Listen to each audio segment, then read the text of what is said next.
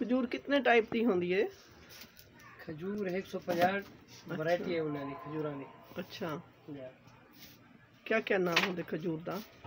खजूर दा नाम अंबर सब तो बेस्ट है जड़ी अंबर, अजवा, मबरूम ना तो ढेगन ते सफा भी है, रबिया है जड़ी खास मदीने दी पहली खजूर है और रबिया मदीना बिया भी ढेक क्वालिटी कुछ ना असा घूमते लेकिन कुछ नहीं होंगे जी खास खास चल जाए सुगई मदीना अजवा अंबर ते कलमी चल दी है तुसा कलमी कहने की थी।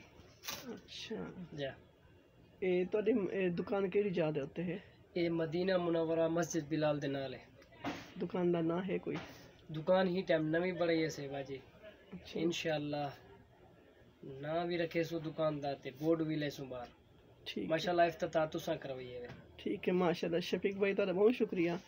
इंशाल्लाह ताला एक चैनल ते देख सो कारवा पॉइंट ते जी इंशाल्लाह।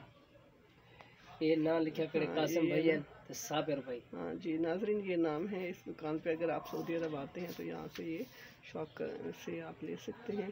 माशाल्लाह बहुत अच्छा रेट है, बहुत अच्छा से इनका डीलिंग है।